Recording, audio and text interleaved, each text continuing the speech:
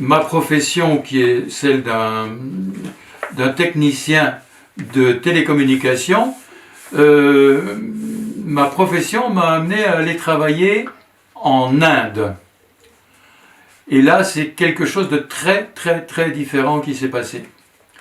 En Inde, les conditions de travail étaient très difficiles. Nous devions faire des kilomètres de mauvaises routes. Nous ne pouvions pas prendre le volant parce que les Indiens roulent différemment de nous. D'abord, ils roulent à gauche, mais ils ont un comportement routier très différent du nôtre. Donc, on nous demandait d'avoir des chauffeurs. Et j'avais un collègue avec qui je travaillais. Et un soir, après le repas, nous décidons d'aller nous promener. Nous étions dans une grande ville qui s'appelle Vadodara, ou Baroda, elle a deux noms. Et nous décidons d'aller nous promener au hasard, à pied. Et là, après quelques minutes, nous voyons la gare. Et autour de la gare, nous voyons une population énorme. Il y avait, je pense, 1 millier de personnes, de tous âges, des vieillards, des bébés, des adultes, des enfants. Il y avait plein de monde autour de la gare. Et nous avons compris ce que c'était. Et ça nous a fait à tous les deux comme un coup de poing à l'estomac. C'était les sans-abri de la ville qui viennent se mettre sous la protection de la police à la gare. Ailleurs, on ne les protège pas. Et si on les agresse, ils n'ont pas de recours. À la gare, on les protège, c'est pourquoi ils se rassemblent là-bas. Mais pour nous, de voir ça, nous savions que ça existait, mais de le voir, c'était insoutenable, ça nous a fait comme un coup de poing à l'estomac. Mon collègue m'a dit, viens, on fait demi-tour, moi je ne peux pas voir ça. Et nous sommes retournés à l'hôtel en silence, parce que nous étions abasourdis par ce spectacle. Et quand nous avons retrouvé l'usage normal de la parole, mon collègue m'a dit, moi en tout cas je ne retourne jamais là, je ne veux plus voir ça.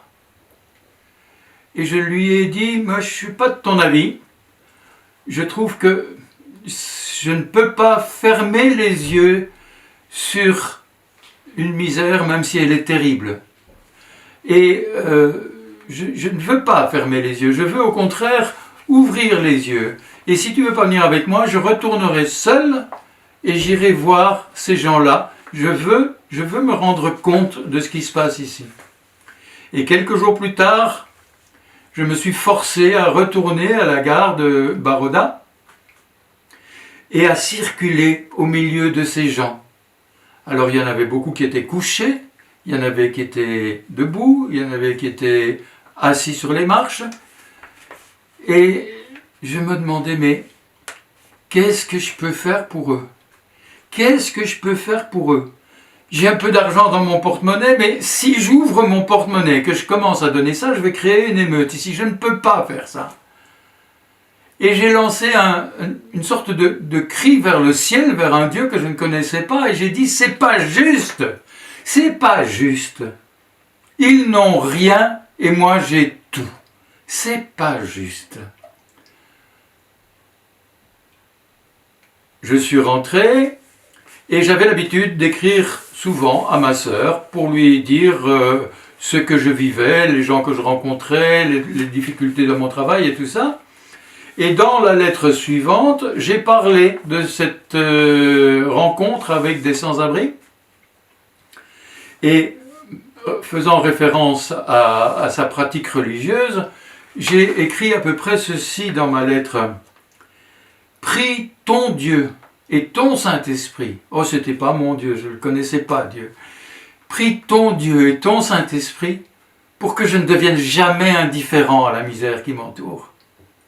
Et que je puisse faire quelque chose d'efficace pour les plus malheureux. Oh, c'était pas le but de la lettre, c'était qu'une phrase dans une longue lettre. Mais je pense que cette phrase-là n'a pas été lue que par ma sœur. Dieu l'a entendue. Et je pense que c'est à partir de ce moment-là, et c'est comme ça que je le ressens, les choses m'échappaient. Mes projets ne se réalisaient pas, c'est d'autres choses qui se réalisaient.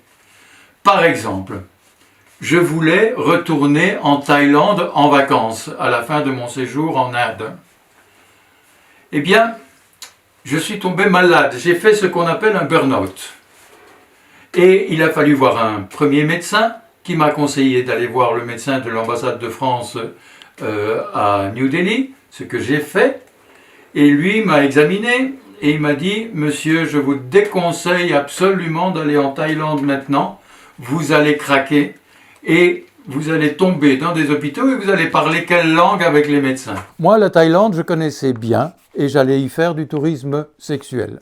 Je ne m'en cache pas, c'était mes meilleures vacances, c'était de faire du tourisme sexuel en Thaïlande. Donc, pas de Thaïlande, me voilà retournant à Paris. À Paris, je cherche une voiture à louer et je savais que c'était pour plusieurs semaines, donc je cherche une voiture pas trop chère à louer.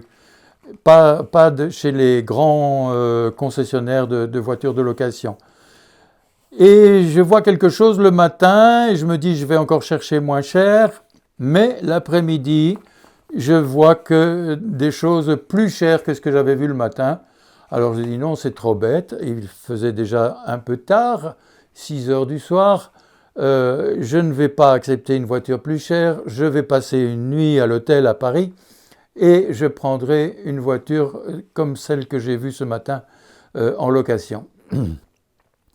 Et où aller loger? Où choisir mon hôtel? J'étais un homme à femme. Et les femmes, où est-ce qu'on les trouve à Paris? Principalement à Pigalle. Alors, j'ai pris un hôtel dans le quartier de Pigalle. Je me suis fait servir un repas et puis je me suis promené à pied dans les rues de Pigalle en espérant trouver une fille qui voudra bien passer la nuit avec moi. Et en me promenant, je me suis souvenu que Claudine, ma sœur, m'avait parlé, pas seulement parlé, mais montré une vidéo qui avait été tournée à Pigalle dans un hôtel ou un bar, je ne savais plus très bien, où il y avait toujours des prêtres. Et je savais aussi qu'il y avait une petite chapelle à l'étage et que les gens priaient là-bas devant le Saint-Sacrement à l'étage. Alors j'ai eu envie de savoir à quoi ça ressemblait. Et j'ai trouvé tout de suite. Ça, c'est les hasards de Dieu. Immédiatement, mes yeux sont tombés sur un panneau, le bistrot du curé. Ah, j'ai dit c'est ça. Je me souviens de cette vidéo, c'était le bistrot du curé. Je suis entré, c'était un petit restaurant d'une dizaine de tables et toutes les chaises étaient occupées. Il y avait aussi un petit groupe de personnes qui étaient debout à attendre que des places se libèrent pour pouvoir manger. Et parmi ces personnes, il y avait un homme en col romain. Alors, j'ai été vers lui et je lui ai dit « Est-ce qu'on peut monter ?» Et croyant que j'étais catholique et que je voulais prier, il m'a dit « Oui, il y a déjà des personnes qui sont là, elles seront contentes d'avoir quelqu'un de plus pour prier. » Je ne lui ai pas dit que ce n'était pas pour prier que je demandais à voir la petite chapelle. Et je suis donc monté, guidé par lui. Et je suis arrivé à l'étage. Il y avait 2 personnes qui étaient là. Et je me suis assis. Et devant moi, il y avait un carnet avec un crayon. Et je me suis dit, tiens, c'est une invitation à écrire quelque chose, je vais voir aussi ce que les autres ont écrit. Et j'ai été étonné de ce que j'ai trouvé dans ce carnet. Je me souviens encore d'une chose étonnante à Pigalle. Qu'est-ce que ça fait à Pigalle?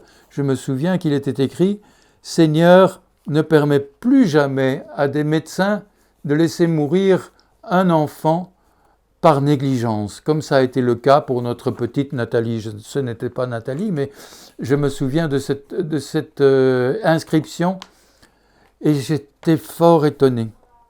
Et j'ai fait aussi cette petite prière que je faisais souvent lorsque j'allais dans un endroit religieux, que ce soit musulman, protestant ou bouddhiste. Je disais toujours « Mon Dieu, si tu es ici, je te salue ». Une toute petite prière comme ça. Bien. J'ai donc eu envie d'écrire quelque chose et j'ai écrit à peu près ceci. Mon Dieu, je t'ai cherché partout, jusqu'en Inde d'où je reviens ces jours-ci, et je ne t'ai pas trouvé. Jusqu'à quand essayeras-tu de me faire croire que tu n'existes pas ?